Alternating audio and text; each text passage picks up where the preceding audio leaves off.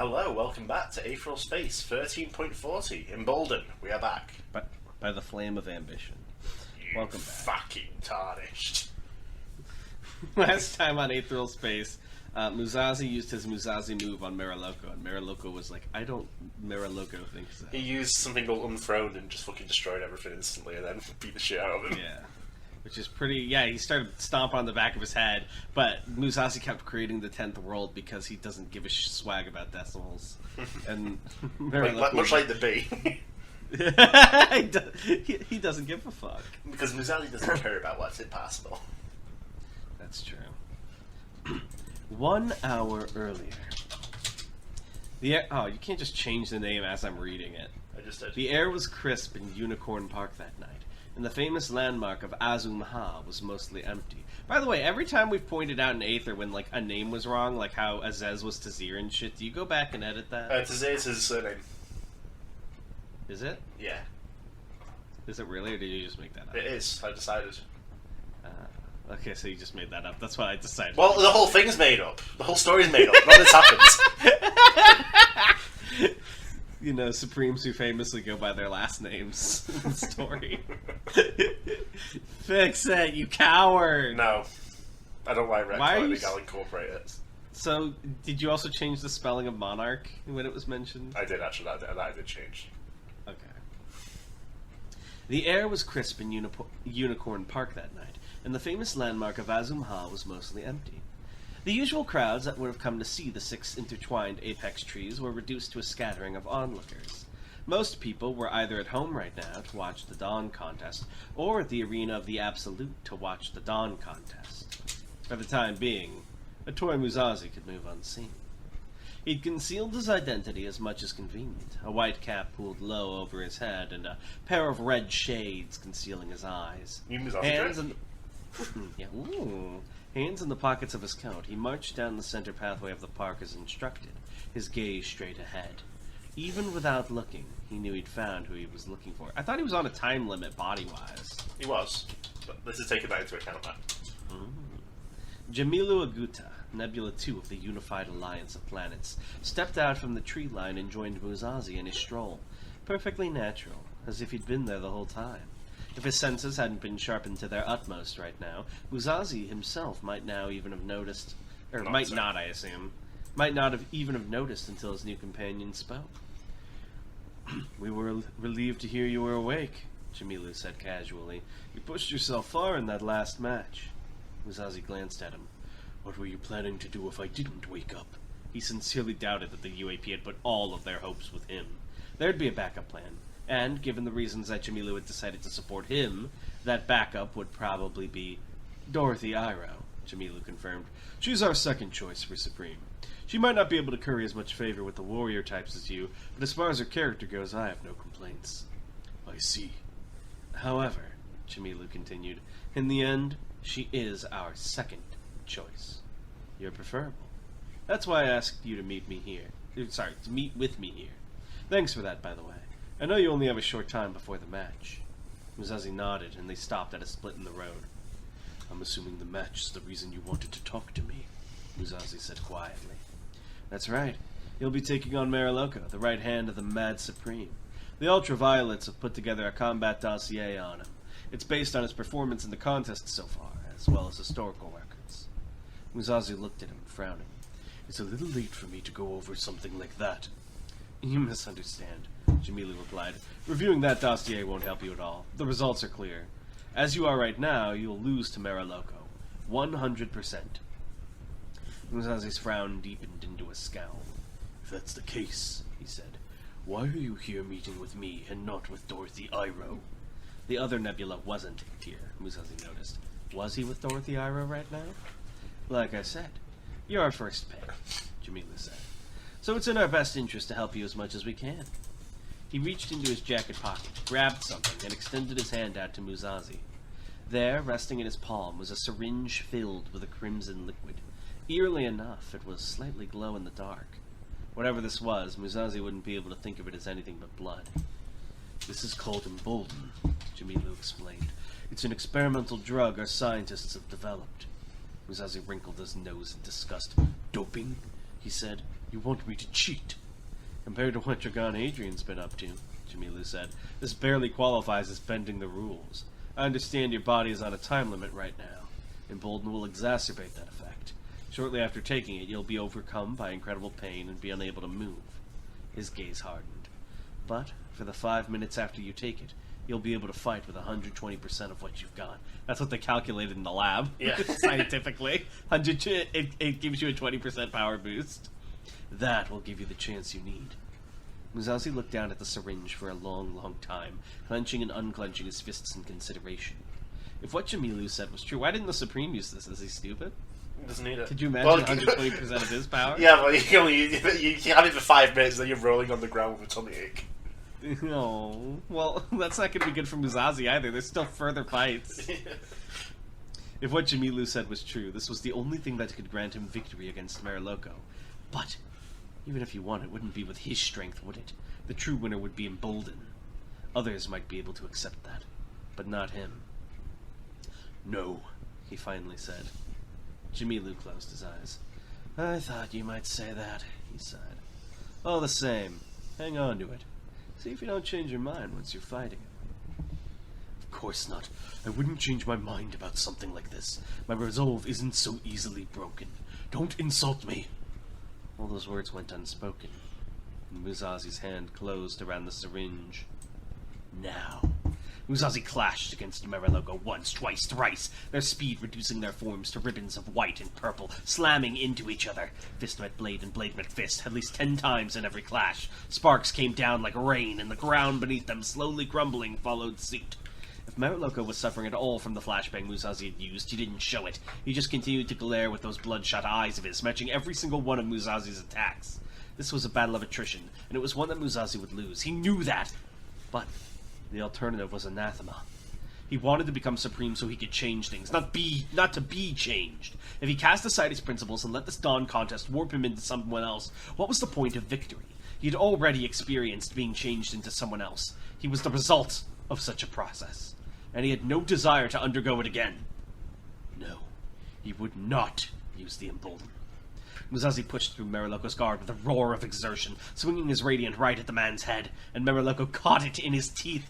Ooh, people be using their teeth in the Supremacy a lot. Yeah. How do you even bite fire with your teeth? Fuck you. It's like a thruster, right? Well, perhaps the next paragraph will enlighten you. Despite everything, everything, will Muzazi... embolden you. I'm doping with Embolden so I can hand wave. I extend my suspension of disbelief for the next 5 minutes of this chapter.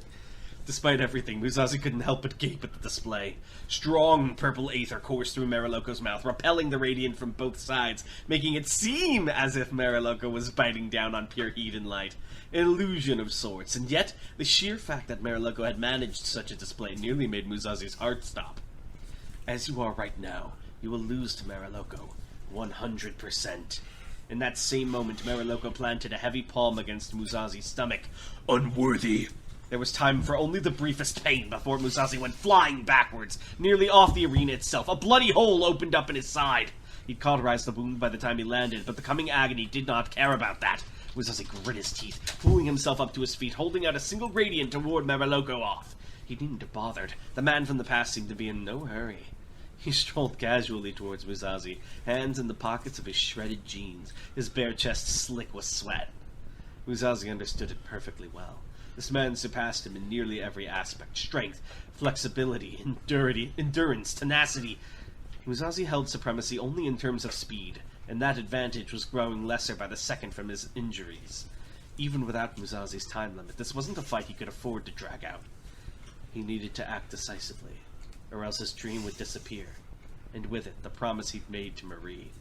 Radiant lustrous! For the briefest moment, Toy Muzazi's eyes and mouth glazed with white aether as he hurled a spear of light right at the incoming Mariloko. He didn't stop with just one. Again and again and again and again. With all the speed and strength his body could muster, Muzazi unleashed a barrage of spears like lightning bolts. Blood sprayed from his mouth as the determination tore its way out of his throat. Excuse me. Not one hit. Right before the spears could hit Mariloko, they shifted out of the way, spiraling into the orbit created by Uncrowned. They spun around him like glowing prison bars, and right before reaching Muzazi, he increased the speed of that rotation, creating a barrier of burning light all around him. The swords of revealing light? One touch would surely be enough to incinerate anything that lived. Seeing that, only a fool would still proceed. The toy Muzazi proceeded. He charged right in, radiance blazing from his palms, eyes squeezed shut to block out the excruciating light, hairs burning off his arms. He thrust the blades forward into the mass of Lustrous, and in that instant deactivated the barrier. Meriloko could force Radiant Lustrous to orbit around him all he liked, but in the end they were still Muzazi's ability. He could deactivate them whenever he wanted, robbing Meriloko of a shield and leaving him with no time to react to Muzazi's attack. This time he'd take the heart for sure. This time he'd step forward. This time he'd stab into Meriloko's body. And this time, he would fail. In the minuscule moment between the shield going down and Muzazi attacking, Meriloko had lashed out with animal instinct and seized both Radiants before they could reach him. The same way he'd grabbed the Radiant with his teeth before, purple aether repelling the Radiants and holding them in place. Even as the skin on his palms burned away, Meriloko just stared at Muzazi from inches away, one eyebrow arched.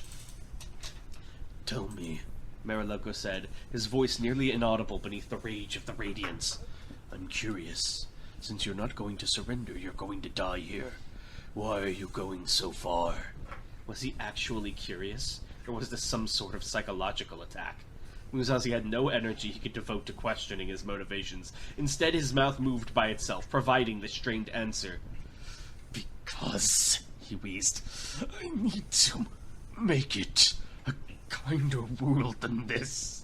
Meriloko's eyes widened to such a degree that they almost burst out of their sockets. Veins raised themselves into grotesque prominence all over his face. His teeth were bared so tight, they looked like they'd shatter right then and there. Backy face? His goofy grin. It was the first display of true motion a toy Muzazi had seen from this man. It was also an utmost display of overpowering, terrifying fury. I messed up.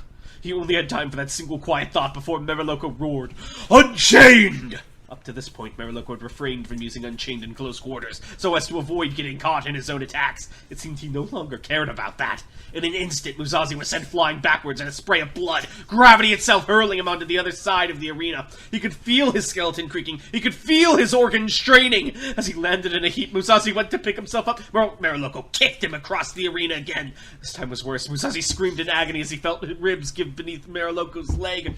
His body reduced to a streak of white as he was launched across the sky. This time as he landed, he didn't even try to get up. He just twitched weakly on the ground, curled up on himself. Deep in his pocket, his hand seized hold of the syringe of Embolden. "As you are right now, you'll lose to Meriloko, 100%. Was that really true? Was this all that a toy Muzazi was capable of? Bitter tears welled up in his eyes as his grip tightened on the syringe. In order to seize hold of his dream, in order to keep his promise to Marie, did he really have no choice but to debase himself? No choice but to seize stolen strength and confirm forever that he hadn't had what it took? Was this how it all ended? Deep, thundering steps advanced. And as Muzazi looked up, he saw Meriloko's approach. Purple aether was raging around the man, his hair chaotically spread out in every direction, his face as fixed and furious as a vicious beast. With each footstep, a minute Unchained was released, leaving a trail of craters in Meriloko's wake. "Your body is dust," Meriloko seethed. He took a step forward, his movement strangely strained, as if he were being pulled by invisible bondage. "Your name is shit," he continued, drool flowing from his lips. Purple aether lashed out like a thunderbolt, and the Unchained this time nearly split their floating island in half. "So why," Meriloko screamed, "am I still hearing your damn words, Damon?" Muzazi simply twitched again, and that was enough to set Meriloko off. The stomps resumed, each one slamming down on Muzazi like a sledgehammer, each one enhanced by Unchained. The shape of Meriloko's foot warped and twisted with each application of gravity, but the brute didn't seem to care. He didn't even seem to notice, so consumed he was by fury. With each blow, Muzazi's ability to block was reduced, and with each blow, the grip on the Embolden slackened. Even if he wanted to inject it right now, it would take everything he had just to move his arm. If he wanted to. If. He couldn't. There was no way. He couldn't do anything. He couldn't beat this man, he couldn't win, he couldn't surrender. All he could do was lie here, die, and fade into a memory. That was the only option open to him. Wasn't it? There was no way he could have heard them. Such a thing was only possible in fantasy stories. But all across the surface of Azumha, wishes were being whispered. In a room separate from his companions, Wu Ming frowned at the image on his script, the image of a toy Muzazi lying on the ground, the image of a toy Muzazi giving up, a 0 out of 10 sight to be sure. Come on, he muttered to himself, give me a 10. In a garden formed from its own body, Aenir Yggdrasil mourned. It had no need of a videograph, nor did he need to leave this room to know the state of the battle. In some sense, it was already there, observing the fight through the fragments it had given to a toy Muzazi. It could feel the life connected to them slowly dimming. Do not disappear, a toy Muzazi, Aenir thought. Until the moment your life ends, do not allow your will to disappear. In a hospital bed, a long way away, Morgan Noct watched in horror as a toy Muzazi was brutalized on the videograph screen. The match had passed in flickers of footage as cameras were destroyed and redeployed, but there was no mistaking this sight. Mariloko brought his foot down again and again, slowly but surely turning his commander into a corpse. Morgan had tried to get up 3 times already to go and back up to Superior. Now he'd accepted there was nothing he could do but watch and pray. Win, he whispered. In her bedroom, Aklyma watched in silence, hands clasped over her chest. She didn't understand this. She didn't understand this at all. This was the man she hated. This was the man she'd resented for years. She should have been overjoyed to see this happen to him. But some part of her, even as she felt she couldn't look away from the image on the screen, she felt at the same time like she wanted to run away and hide. She didn't even notice her own lips move. When? She murmured. In the darkness of the ancient temple, Dragon Hadrian watched the match on a massive videograph. He could see a toy Muzazi's blood spreading beneath him. Dragon's eyes narrowed at the sight. Dragon's frown deepened. When? He commanded. Red fluid, slightly glowing, was exposed to the light as Muzazi brought it out of his pocket. A needle punctured skin. His thumb pressed down on the plunger. The Embolden was deployed. At the last second, Mariloko came to his senses, leaping back as he felt the swordsman move beneath him. It had only been the slightest movement, nearly undetectable beneath Mariloko's onslaught, but there had been definite intent behind it. That intent alone had been enough to spark Mariloko's caution. I know the exact fucking scene of this, where it's like, twitch, and then they, like, the anime leap backwards, like the dust skidding back on their feet. Here is Joe's favorite move. Yeah, exactly. What had he done? Nothing had changed about the swordsman himself. He still lay on the ground, battered and beaten, inches from the grave. The only thing that had changed about him were his eyes. The gaze that had been distant was now locked in, solid, locked onto a single point. Mariloko saw the empty needle. Mariloko saw the empty needle sticking out of his own ankle.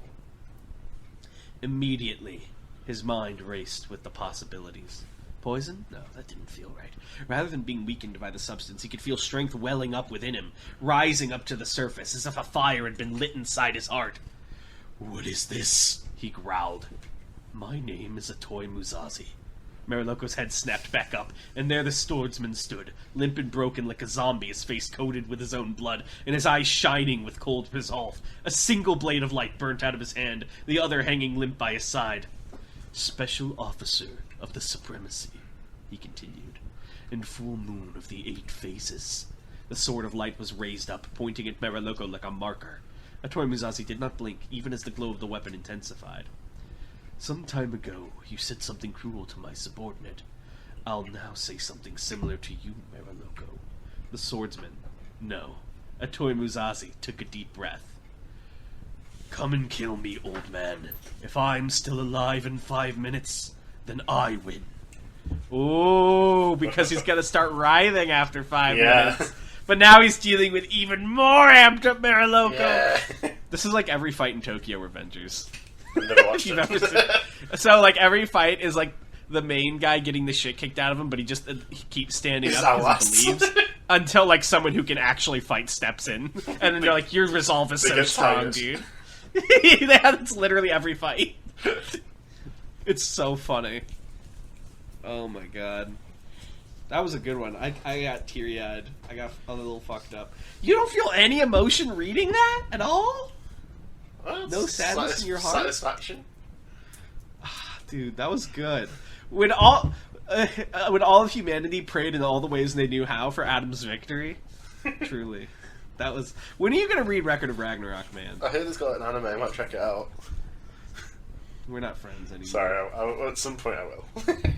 You've said this for years now. I don't believe you anymore. There's a scene like this in Record of Ragnarok that makes me cry every time. I thought you meant there's a scene in Record of Ragnarok where someone promises they're going to read Record of Ragnarok for years. No, there's a scene where it's like I'll go to the tournament tomorrow. Where it's like they think Adam's fighting Zeus because he hates the gods. He's like, no, it's because what dad wouldn't fight for his children. And in that moment, all of humanity, regardless of race, nationality, or creed, united as one, and they all prayed in their own ways for Adam's victory. And it's very moving. You would know its peak if you read it. I'm just saying. You would kneel. Out of respect. Yeah, you would for Adam. Someone had a really interesting question. It wasn't in the Aether questions, it was in ASRP, but someone asked, because we know as part of Awakening you have to die. Yes, is this about the Bruno and Serena thing I saw? Yes. It's a tricky one, because your Aether Awakening, to summarise the process, it's when you die, but you've got enough of yourself in your Aether that without you it can still act independently following your death, to a degree. Right, so is it a physical death? Would it kill both of them? Or could it be like Serena mentally dies and then Bruno's away after the Awakening? I suppose it could. If Serena was no longer around, but her Aether could possibly detach and do its own thing. Oh, it would detach from the body? It might, or it could possess the body in a way. And it's a weird one. Because you can't really predict. Because Aether Awakening, sometimes they go off... And somehow, if they've got manifestations stuff, they form their own body of sorts. Sometimes they possess the corpse and control it as their sort of vessel. And if you kill the Aether off with Neverwire, does that kill them? Or if you remove the Neverwire, do they come back? That would kill them. Oh, because I had a sad idea of a visual where it's Bruno wearing Neverwire cuffs. You would need to completely encase them. it though.